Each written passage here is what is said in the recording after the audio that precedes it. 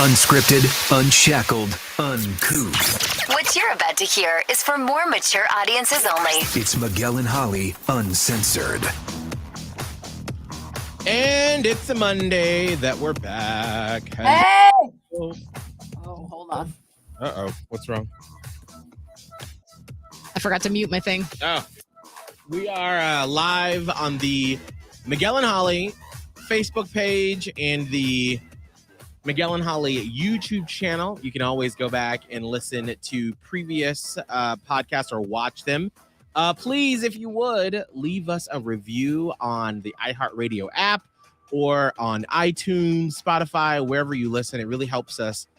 Also, what's really cool is on the iHeartRadio app, if you follow it there, you can hit follow on the podcast, and every time there's a new one, it'll give you a little notification that, hey, there's a new podcast. It says, hey, how you doing? How's it going? You got a new one over here. Holly. Hi. How you doing? I don't know. I'm a little tired today or something, but I'm fine. I feel decent. I feel good. I just feel like, and I don't think it's been like bad. I just kind of feel like I haven't been at my peak performance today. I hate admitting that, but like, listen, we can't all be at our peak performance every day. I don't know what it is. Maybe got to bed a little bit late last night, probably. Yeah, no, I feel you. I feel like today I had a few things running through my mind. And by the way, Kelvin will be back tomorrow or Wednesday's podcast. I just saw on his Insta story, made it to Charlotte this morning. And so they are. He's in town. He's in town. So he's actively moving into his apartment today. So I may go by here after work and like drop him off some waters or something and be like, hey, how y'all doing? Yeah. And that's it. Yeah. Be like, wow, that looks heavy. Anyway, gotta go. Hey, real quick, shout out to Lord Top Life, as always, Jovita, Veronica, Dan, Shannon, Shane, Doe Eyes. Yeah, thank y'all for watching. We'll give another shout out towards the end.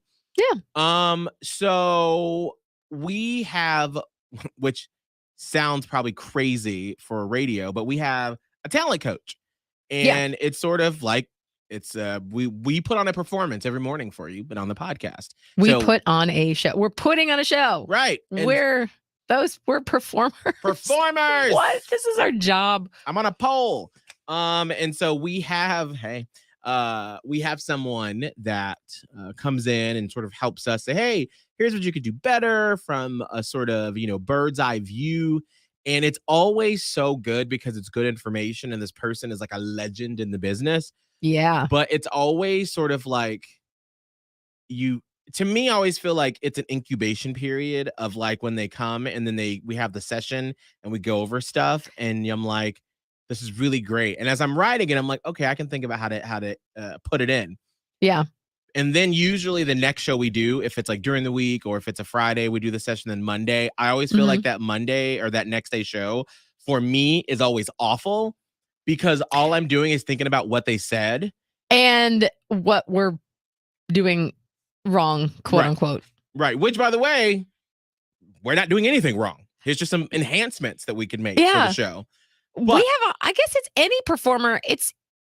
We do love and encourage constructive criticism and things like that. But I mean, it's very personal, right? It is. Because yes, we are doing a job and we're following the formatics of the job and there's a method and a plan. But at the end of the day, it's like our personalities. Right. And even though nothing was even like, we have great personalities, I was going to say. We're great personalities. What are you talking about here? Yes. But I mean, that wasn't even like one of the things that was offered as a constructive piece of criticism, but it still feels personal. And I think that would have to be across the board, right? Oh, absolutely. Because you put your heart and your soul into this. And this isn't just a job. This is life. Like everything is intertwined into it. And so it's always for me a little like it takes about a week for everything to sort of settle in. Yeah. So today I had that in the back of my mind. And then you have to start new things. Like you have to say things a little differently. And absolutely. Yeah. So that was in the back of my mind today. And then there's something that I wanted to bring up on the show, but I was like, let me do it on the podcast because I feel very raw about it, Oh, and emotional about it. all right. So there is a friend of mine here that I've made in Charlotte that has been so amazing in introducing Abe and I to like lots of cool people. And I mean, literally, they were the only person that we knew, and it was just because they had been in Tampa the week before we moved. And then met one of my friends there, and my friend was like, "Oh, one of my great friends is moving to Charlotte. Y'all should meet up." And so this person has like taken it upon themselves to help Abe and I meet people. They've introduced us, and they've been a great friend. Wow, that's really nice. Well, a couple weeks ago, like they were just not in a great mental mood, and they're Mhm. just like one of those people that like when they're not feeling their best, they just sort of like everything is a little more prickly to them when it's maybe not so. And so they misinterpreted some things that I said, and basically thought that I was trying to like exclude them from something. And then Oh, like once we cleared it up, we were like, oh, okay, cool, we're good, we're fine. Like it was a misunderstanding. But I think that because that was like popped up in their mind as like, oh, Miguel may exclude you from stuff, that's sort of like they're looking at everything that I say or do through those filters. even though it was a misunderstanding? Yes. So we had a little like prickly weekend where they basically made it they said to me, it feels like you have used me to like meet people, and now that you've met people, you just throw me to the side. Oh, And I take that very personally because obviously. like Well, it's about you. right, and I would like I just it's so not who I am, but I feel like everything that I say to this person like is taken in the wrong context. And sort of like, you know how you always hate when people don't understand where you're coming from or what you're saying? Yes. Like I feel like I'm not getting my point across well. And I Mhm. was like, well, let's go to lunch so we can like talk about it. So I can like, you can see me, you can like see and feel what I'm saying because I'm not that person. But I guess it's just really upset me this weekend and like today Mm. because like if someone doesn't like me for a view that I have, or like I post about politics or we talk about politics on the podcast, or the fact that I'm gay or I'm married to a white man and I'm black, or whatever the case may be, like I'm sorry, I can't help you with that. If you don't like me for that, that's fine. But when it's somebody that feels like I have intentionally hurt them, like Mhm. that, like I can't not stop thinking about it because Mhm. there's somebody like actively being like, well, Miguel's not that great of a person because he treated me like shit. And it's just like, I can't stop not thinking about it. Yeah. And I can't just like, and basically our last conversation was like, well, hey, after I tried to explain myself and they were like, you know what? It's fine, whatever. Like, I just know that's who you are. And if I see you around, we'll be cordial, but that's it. And I'm like, but that's not who I am. Like, if that was, I'd say that, but that's not who I am. That's not, Would you say it though? You wouldn't say, "Oh, I'm exclusionary." I mean, if I, Well, that's something that nobody wants to be. And no. whether he's misinterpreted it, like, Mhm. so you're obviously it's a trigger. It wouldn't be such a, you know what I'm wondering? Allow me to psychoanalyze you. Please. I'm wondering if it's such a trigger because there's maybe a really deep, deep, deep, very dark, dark, dark part of you that wonders if you've ever been that way, or even not maybe maliciously or intentionally, but it's possible that you have been that way and you don't like that part of you. And obviously you strive not to be that way. But maybe there's a part of you that's afraid it popped out accidentally Mm. or whatever. I don't know. Because so you say, like, okay, well, if you don't like me because I'm gay, all right, well, sorry about you. Right. Because you're fully okay with being gay Mhm. and you accept that you are, and you're like, I know that gay's not bad, so I already know that. Right. If you're saying it's bad to be gay, I can't help you with that because Like, I'm fully fine with who I am. right. But this one is different because it's like, well, I'm not, I don't, there's a trigger there somewhere. Mm. And also you don't want to be mistaken for being that. because not only is it in your nature to try not to do that, but it's in our job. Right. So I think it hits on several different triggers that's not something you should be. And it's almost like a shameful thing for someone to suspect you of being that way. And you're shameful about it too. Yeah. I mean, because I don't know. Because I feel like that's so not who I am. Because like I'm the person that always like I probably try to bring too many different types of people together. Where through the years, my friends have been like, "Do we always have to bring in new people? Do we always have to invite this person, this group, and that group?" And I'm like, "Let's all have fun." I mean, I'm always getting accused of like rolling deep and bringing a lot of people together. And so the fact that like someone would think that I was actively trying to exclude them. I'm just curious how this happened. Like, was it a gathering? And I know obviously you don't want to get into too much detail, but like, how did this misunderstanding happen that this person thought you were excluding them, but you weren't? So the first time, like it was last weekend. I had some brunch plans with some friends that were coming into town. And I invited this friend there. They showed up and I was on one side of the table. They were on the other side of the table. And it was probably, I think 9 of us there. So we're all chit-chatting and whatnot. And at the end of brunch, we were trying to figure out like where we were going next. And someone was like, "All right, I'll drive you all," because we'd Ubered to brunch. And they're like, "Well, y'all can get in my car and meet us there or whatever." And I think I said something to the effect of like, "All right, well, this group of people are going to go in that car and that group of people is going to go in that car."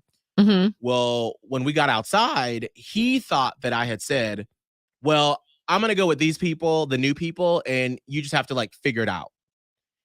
And he thought that I had said that. And I was like, "Whoa, like, no, not at all. Like, ask anybody that was around me." I'm like, "You were on the other side of the table, so I think you misheard me." But I was just trying to like make sure that everyone had a ride. But like, no, I didn't. I literally, those words did not come out of my mouth. And so he was like, "All right, you know what? I'm tired. I think I'm just gonna go home, take a nap, and rest because clearly I'm in an agitated state." And I was like, "That's cool. That's fine." So the next, by the way, I'm assuming drinking had been happening at this brunch. Yeah, but it wasn't like unlimited or anything like that. It was a couple. So it wasn't like a crazy brunch. Okay. And so then the next night, I had invited some people over to our apartment for a little gathering before we went out. And this friend lives near another friend of ours. And so the friend was telling this guy, "Hey, I ordered an Uber. Come on over. We can go to Miguel's. Let's go." Well, there was like a misunderstanding with the time or something. And so the friend left. And so I'm confused. But you invited them. Yeah, they were invited to the party. And they were supposed to basically, excuse me, hold on. I had the little pepperoni cheese stick and like the little parts of the pepperoni was getting stuck in my mouth. And I didn't want to do it on camera. That's fine. That's fine. So you invite people over. The friend in question, friend A, was supposed to go to a friend B's house, and then the two A and B were going to come to your house? Yes. And there was, I guess, friend A was like, "Hey, Uber's going to be here in 5 minutes," because they live really close to each other. And then friend B got stuck or whatever and didn't make it over in time. So my friend A left and came over to the house. Well, during this whole time, I had my phone charging on the counter, and we had people there that were visiting. And so I was sort of entertaining them, and we were all chatting and whatnot. And so this friend B had been texting me and being like, "Hey, I got left. No one's answering my text. What is wrong? I feel like everybody's just leaving me. Like, what's happening?" And like I said, my phone was on the counter, didn't see it. And then finally, when I walked over, he sent a text that said, "Hey, I'm here at the house." And I was like, "Oh, is this the same one? I'm confused on who's A and B now. So A is the one that had the problem at brunch? No, that was B, friend B. Okay, so I thought that was A. All right. Sorry. Yep. I just don't want to use any names. We should have come up with some fake names because this is confusing to follow. Anyway, you know what? He just got mad. Okay. Okay. So he had an issue at brunch, and then he missed the Uber, and then had been texting you and didn't know what was going on. Right. Got it. there. Got it. And so then he was like, I'm here at the house. And I was like, oh, yeah, that's awesome. Like, and he goes, oh, no, I'm actually not. I was just trying to get your attention. I'm glad, like, you care. And I was like, I'm sorry. Like, we have people here. I was just trying to, like, entertain. Mm-hmm. And basically, he proceeded to just, like, not have a good time. He never came over that night. And he was just not in a great place that evening. Does that person have any sort of mood disorders? I don't know, like, because I've only known them for a few months, so I'm not 100% sure. Because now it sounds like a spiral. And now it kind of sounds like this person is making their beliefs their reality. Right. Because if you want to look for the bad in people, you're going to find it. Right. Right. Also, this person might be dealing with insecurity issues on their own. Mm-hmm. And so even though this feels very personal to you, this is why I wanted the scenarios. So even though this feels very personal to you, these are situations that just happened to this person. Right. This person isn't good on like accepting responsibility. Like, bro, get an Uber. Right. Like, all of this has to do with rides. Like, bro, get an Uber. Right. Like, figure your shit out. No one's in charge of you. But if they come from past trauma of someone has always left me in my life, whether that's my parents, my former partner, my friends, I now it's in my head that I'm going to get left. Any situation that looks like I'm going to get left, well, they've left me. Right. It's their fault. They're always leaving me. Right. So it's like, it could be a lot of different things. Like it could be, you know, part of this person's trauma history that they feel they're not good enough. Now, and also I want to back up because not to give you a big head, but like you're a radio person, right? Mm-hmm. So that carries with it, like whether you are a TV person, a radio person, some sort of locally famous internet celebrity where, you know, you sort of have a built-in following where you're kind of known. And this person is like your first friend in Charlotte. And they just so happen to be an insecure person with jealousy and trust issues. Now they're friends with a quote unquote famous person. And maybe this entire time they've been enjoying the fact that you don't have many friends and they get to be your only friend. And inevitably, you're going to make a lot of friends. Right. You roll deep. Right. You have like 8 million friends. I don't even know half the people you talk about sometimes. But you're always good friends to those people. It's just, and you know this as well as I do, when you roll deep like that and you go out, I don't go out with you anymore because I don't know all your friends and no one is hanging out with Miguel Fuller when you guys go out. You are the social butterfly. You're going to spend 10 minutes here. You're going to spend 5 minutes there. You're going to get swooped up in a conversation here. And there's no hard feelings on my end because I'm secure enough to know that we're really good friends. Right. That's why we don't go out together. Right. Like, I can't count on Miguel to keep me entertained and keep me company if we're going out together. Like, bitch is a social butterfly. Right. But if you have an insecure person who was really excited to be like your only friend for a while so that you could need them, now when you're starting to make new friends, what was that? They're like, you know, it's a combination of trust issues. I'm going to get left and jealousy. Well, am I not enough? I think this could be part of it. That makes sense. I mean, and just the final, we can wrap this up here, but like, and then I just felt like, I just think I've lost a friend. Like, I don't think there's any way to make this up. So like, we didn't chat after all that happened last Saturday. And then this past Saturday, this past weekend, didn't hear from them Friday. And then Saturday, they were just like, hey, are you going out? And I was like, oh, hey, I am. Yeah. Abe and I got invited to go hang out with some people that you had introduced us to, before going to like the gay bar or whatever. You should come.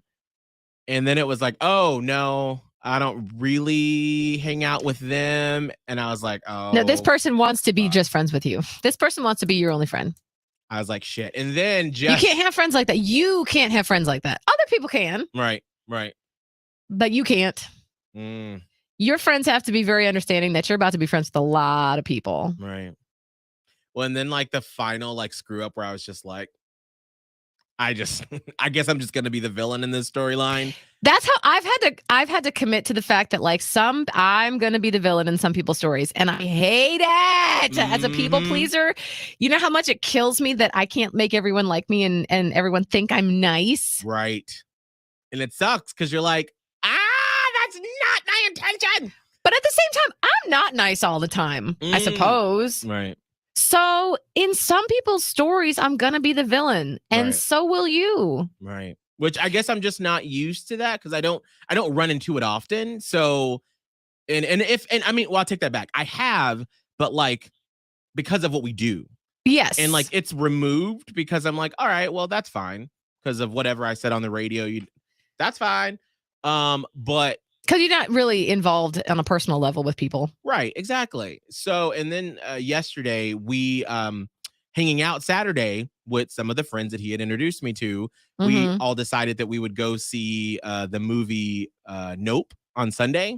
And so the friend found out that a group of us were going to go see Nope.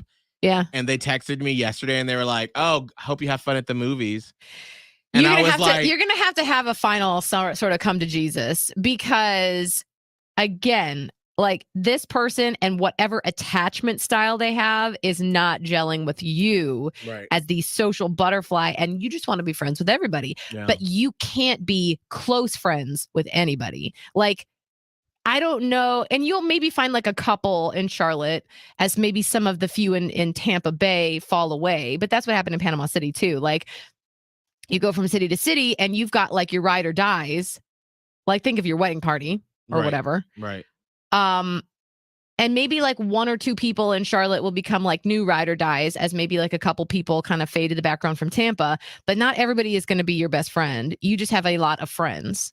Right. And because you already have a group. You already have a circle, an inner circle of the trust tree. Right.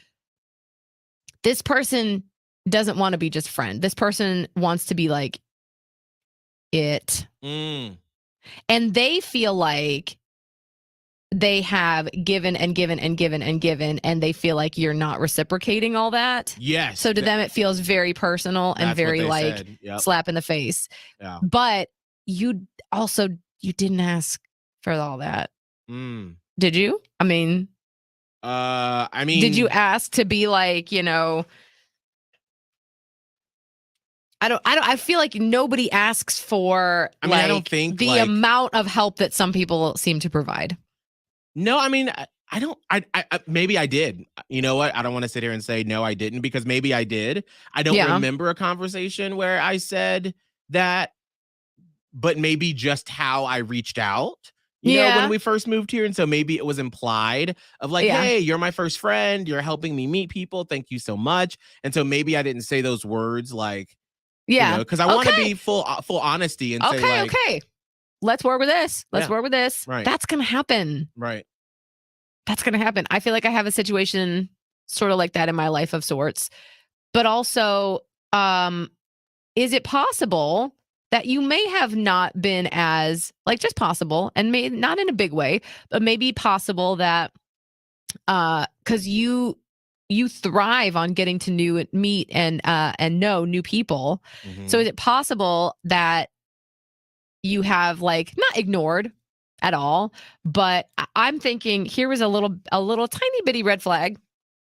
The brunch from a week or so ago, when you're at one end of the table and this person's at the other, and there's like new, I'm assuming people in the middle or like whoever. Yeah.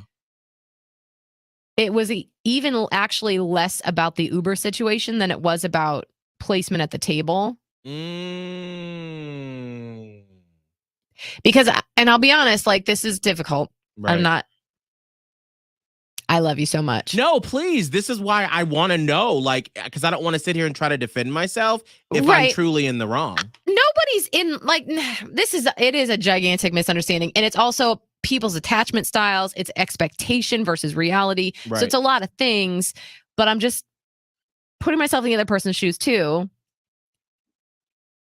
and also looking at you as you thrive on that new energy of like getting to know people in a group. And like you go into Oprah mode, you're kind of like interviewing people, you're getting to know their stories.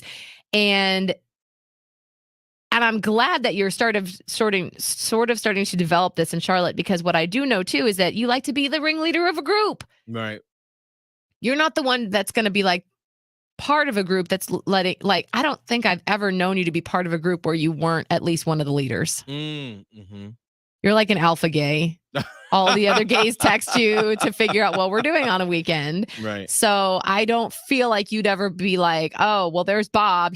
We always got to figure out what Bob is doing. Right. Somehow it just works out that you're the Bob. You're it. Mm-hmm. Miguel's the person. So like you're meeting new people, figuring out who you can jive with. And that's exciting. And you've already got this person who you're like, this is my friend. They'll be good to sit over there, way over there. And this person's like, where am I in this ranking of social hierarchy? Like all these new people, he's not even going to like. That makes feeling sense. a little bit by myself over here. I thought we were kind of like rolling deep together, but I don't know. I can't even see you. So I think that's where it started. It did not start with the miscommunication in the Uber. That makes sense. There was time to build up the irritation. Right. And then, I'm not saying you did anything wrong. Because that's fine. I'm just saying if this is a type of person who's a little bit maybe even unknowingly insecure because they like you a lot, right. and it's coming from a place of hurt, obviously. Right. But you can't give them what they need. This is sort of destined for tragedy. Right. That makes sense. I think hearing that perspective, because, and this is why I wanted to talk about it at length, because I wanted to because I was trying to put myself in their shoes. And I was like, I would be okay in that situation, but like, Of course you would. Right. And and for instance, like Abe, like so much of our relationship, when we got together was us doing work events and going to places and like going to parties where like he kind of knows that when we get somewhere, I got to go like do the thing. And he's so great at just making friends and talking to people. And, I check in with him occasionally to make sure that he's okay. But I guess I've just gotten so used to Abe in that situation, whereas I don't know him like super, super well. Abe and your other friends. Right. And my other who friends. are also all on the same page that Miguel is going to go be the social butterfly. Right. And we're just kind of, I don't want to make it sound I understand how it may come across. Like, this isn't just the Miguel show and we're not all just bit players in it, because I don't want it to sound like that. It's starting to sound like that, but I don't think it is. It's just, there's an agreement in the way that your social group moves. Right.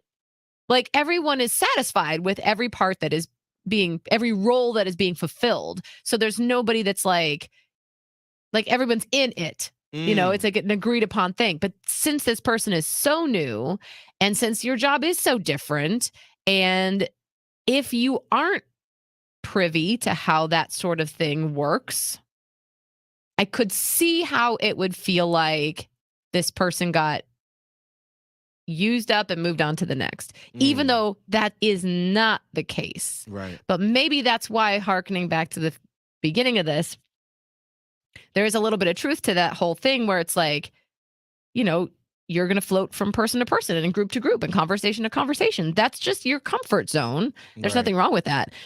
But maybe since it is a little true that you do that, you kind of go from one person to the next, and you're not going to sit down and spend like the whole evening with one person night after night after night. Right. When they're calling you out on this, it's like a trigger. Because you're like, but that's not what it is. It kind of is, but it's not malicious. There's no ill intent. Right. And they don't know that, but you do. So it feels like a trigger. Right. Does this make any sense? No, I feel absolutely. Like it's taken me freaking minutes to get to this, but I think that's what it is. No. I think that you actually hit the nail in the head, and it's now making me understand, why he's so upset. Because I've really, and I think that's why I've just the past 2 days, I've just been like this morning, I listen to a podcast every morning in the shower. And like, I think I listen to that and I think about, what's my radio blog going to be? What am I going to talk about at the top of the show? I thought of nothing. And as soon as I woke up this morning, it was on my mind again. I was like, oh, like, why is he so mad? Like, I don't get it. But this, and I think this is probably why I was like yearning to be, yesterday, I was like, can we please go to lunch? Because like, I want to understand how you're feeling because I don't see it. Like, I don't see it that way. And I don't even know that he'd be able to explain it to you. Because you almost need that third bird's eye view. Right. Of someone that knows what you're doing and how you operate. And I don't even know this person, so I could be super off on that one. Right. But my guess is obviously it's coming from a place of hurt. Otherwise, they wouldn't have texted you yesterday about the movie. Right. That's a hurt person. Right. Right. The problem is, and I think it could be sorted out, but the problem is they've already decided they're going to be hurt by you. I don't even know what it would take to fix it, because there's always going to be that awkwardness. Right. Because they just don't know you well enough. I mean, I think you've given me a lot to like sort of think about and to just text him with and be like, hey, I still love to go to lunch and just talk. So, I can hear you and I want you to feel like you've been heard by me. And I understand that if you feel like, you know what, that's who Miguel Fuller is, like, and if I can't change your mind and, sort of explain my point of view, then you know what, that's fine. Like, that's one thing I have learned in life is that friendships have seasons, and that if we can't come to a conclusion about it, then I don't want to like have to, be awkward around you, but maybe we just won't be as close as I thought that we would be, even though I hope that you are, because we have great times together, like especially when Abe's out of town and we hang out, like we have such great times. Also, does this person have a significant other? No, they don't. Yeah. That's difficult sometimes. Yeah. That can be difficult because you're also, they're not preoccupied with anybody else. Right. Right. Shannon said introverts always find the extroverts to ease social situations for themselves, and often then the introvert gets subconsciously resentful of the extrovert finding social situations easy. It's a dependent type of situation, Shannon. Yeah, you're right. Like the introvert suddenly becomes dependent on that extrovert, and extroverts call extrovert. It's true. No, thank you. This was really helpful to sort of help. And that's why I stopped texting yesterday, because I'm like, I'm not making the situation any better because I'm not hearing you, I think, and you're not hearing me. So let's just maybe pick up another day and like try to fix it. So, and some people are just deeply committed to misunderstanding you because they don't want to hear an alternative. Right. No, I don't know that that's the case with this person. I've run into a couple of those in my life, but and it baffles me. I sometimes like I've talked about this with my therapist where I'm like, just person's trait XYZ. And I'm like, I don't understand. How could that be a thing? And she's like, well, people with your sensibilities, that it's so foreign. It seems like it's fake. I'm like, yes. What? How are people operating this way? But like, man, it's true. Everybody is so different. And we don't know where they're coming from or why they have the beliefs that they do or why they operate the way they do. But it's so interesting to me to dive into this stuff. Yeah. No, I will. I'll let you know what happens. I'm sorry. That sucks. And let me just say, as someone has dealt with like a situation with a friend group, like it can be so difficult when you're not understanding each other because your basis of who you are is so different. Right. And maybe they don't even, it can be difficult. So I feel for you. Thank you. We'll figure it out. All right. See those people behind me right there?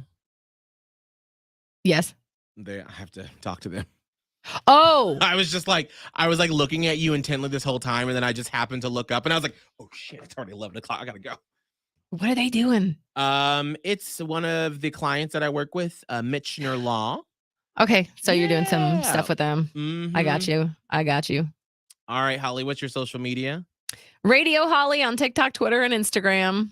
Mine is Miguel Fuller. Everywhere, please leave us a review and a rating. Thank you for being in the Platypus Posse. And I'm sorry I didn't get to everybody who chimed in later on, but I will on Wednesday when Kelvin will be in studio. Kelvin! I miss him. I know. I'm so excited. So thank you all so much. We appreciate it, and we will see you on Wednesday. Bye. Miguel and Holly Uncensored. Catch it on the iHeartRadio app or anywhere you listen to podcasts.